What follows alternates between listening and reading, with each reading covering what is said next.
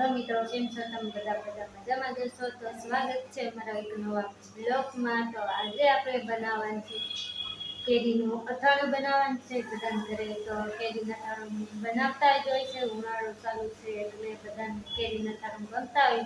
કોક મીઠું ગોળવાળું બનાવતું હોય, આપણે ગોળવાળું તો મને ગમતું નથી એટલે આપણે તીખું બનાવવાનું છે. તો હાલો આપણે બનાવીએ. આપણે લઈ લીધી છે 2 કિલો કેરી.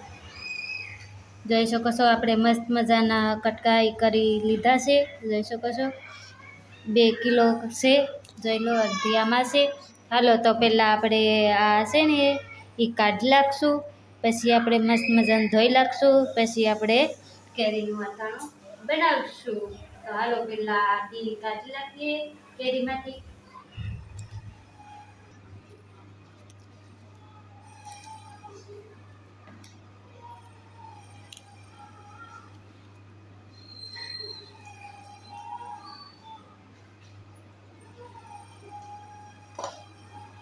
હાલો તો આપણે બધી બી કાઢી નાખી છે. જોઈ શકો છો તમે બધા, જો આમાંથી કાઢી નાખી છે, આમાંથી કાઢી નાખી છે.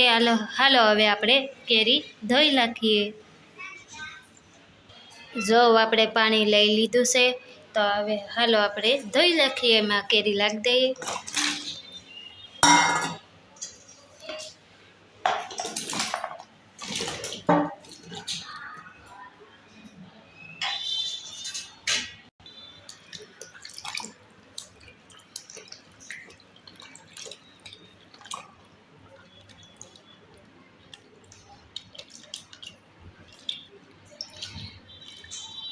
ધોવાઈ ગઈ છે મસ્ત મજાની.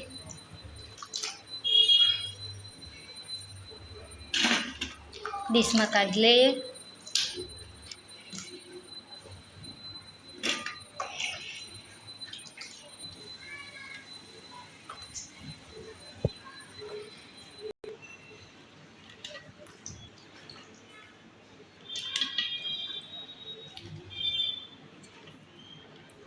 આપણે મસ્ત મજાની જો કેરી ધોઈ નાખી છે 2 પાણીથી. જોઈ શકો છો તમે, જો મસ્ત થઈ ગઈ ને. હવે આપણે એમાં ઘડીક વાર રહેવા દઉં, પછી એમાં આપણે હળદર ને મીઠું નાખી દઉં. હાલો તો આપણે મીઠું ને એ નાખી દઈએ.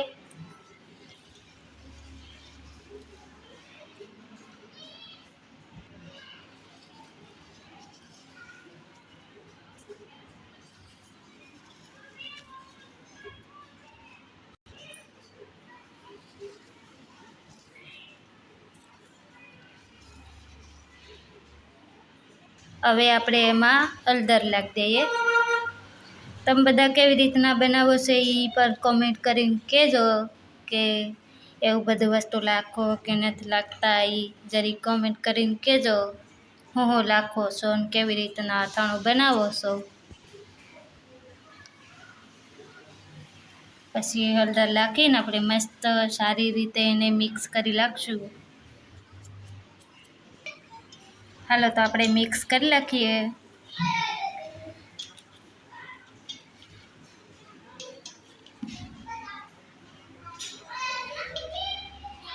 જો આપણે બધી કેરી મિક્સ કરી નાખી છે. જોઈ શકો છો તમે, એમાં થોડું થોડું પાણી દેખાય છે. આપણે એ સુકાવવાનું છે.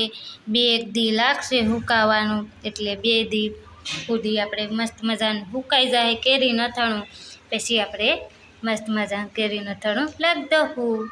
જોઈ શકો છો મસ્ત મજાનું બધું હળદર ને મીઠું મિક્સ થઈ ગયું છે. જોઈ શકો છો. હાલો તો આપણે પંખા નીચે મૂકી દઈએ. તમને એમ સુકાવતા નથી ફાવતું હોય તો તમારે કંઈક સુંદડી હોય, કંઈક જે વસ્તુ હોય એમાં તમે પાથરી સુકાવી શકો છો, એટલે કે વહેલા સારું એમ સુકાઈ જાય. તો આપણે એવી જ રીતના કરશું.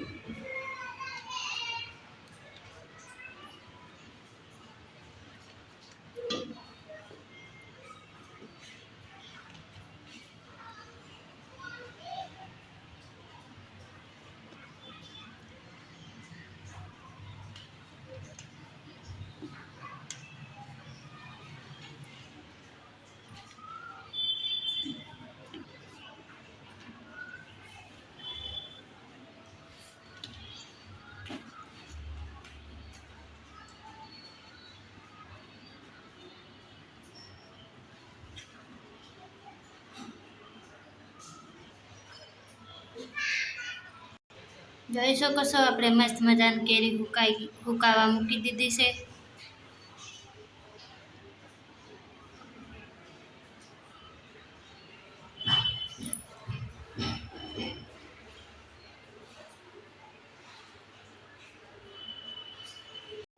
જો આપણે કેરીના અથાણા મસ્ત મજાના હુકાઈ ગયા છે. જોઈ શકો છો મસ્ત મજાના હુકાઈ ગયા છે. કેટલા હતા ને એમાંથી કેટલા થઈ ગયા છે. હુકાઈ ગયા એટલે આપણે તડકામાં હુકાવા મૂક્યા હતા. એટલે હાલો તો હવે આપણે મસાલો ને બધું તૈયાર કરીએ. તો સુધી બ્લોગમાં બને રહેજો.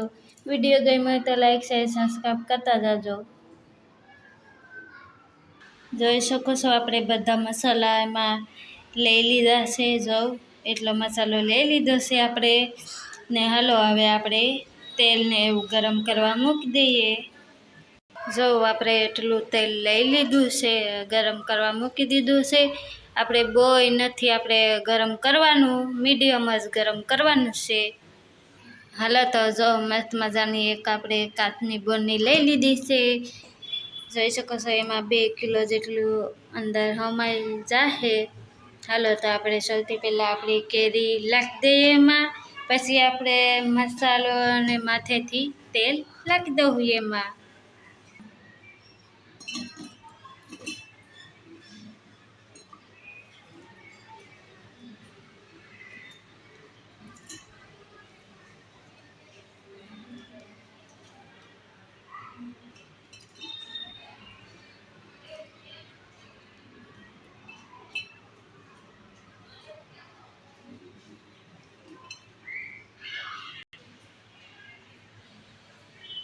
જોઈ શકો છો આપણે મસ્ત મજાના બરની ભરાઈ ગઈ છે.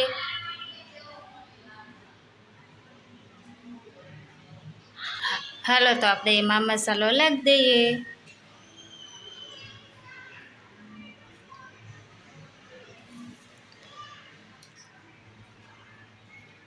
આમ કરીને આપણે બધો મસાલો નાખી દઈએ. પછી મસ્ત મજાના આપણે અંદર મિક્સ કરી દઉં. જોઈ શકો છો આપણે બધો મસાલો એમાં નાખી દીધો છે. મસ્ત મજાનું જો મિક્સ થઈ ગયું છે.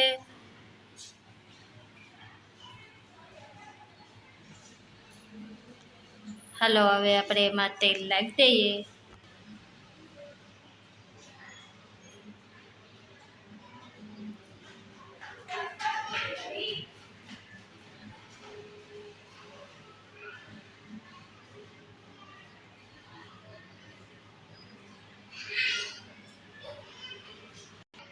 તો આપણે જો મસ્ત મજાનું તેલ નાખી દીધું છું. જોઈ શકો છો તમે. આપણે તેલ કોઈ બી અથાણું નાખો ને તો તેલ છે ને વધારે નાખવાનું. આપણે વધારે નાખ્યું છું કેમ કે અથાણું છે ને વધારે તેલ નાખીએ ને તો બગડે નહીં ને વધારે હાલે અથાણું. તે હાટું આપણે વધારે તેલ નાખ્યું છે. જોઈ શકો છો તમે. જોઈ લો. એટલે કઈ બી વસ્તુ અથાણું બનાવો ને તો તેલ વધારે નાખવાનું. હાલો તો આપણે અથાણું તો બની ગયું છે. તમે બધાએ બનાવ્યું છે કે નથી બનાવ્યું કોમેન્ટ કરીને કહેજો. આવી રીતના અથાણું નાખશો તો મસ્ત મજાના અથાણું લાંબો સમય સુધી હાલશે અને બગડશે નહીં તમારું અથાણું. હાલો તો ફરીથી મળશું બીજા એક બ્લોગમાં. તો આ વિડીયોને લાઈક શેર સબસ્ક્રાઈબ કરતા જજો. Bye bye.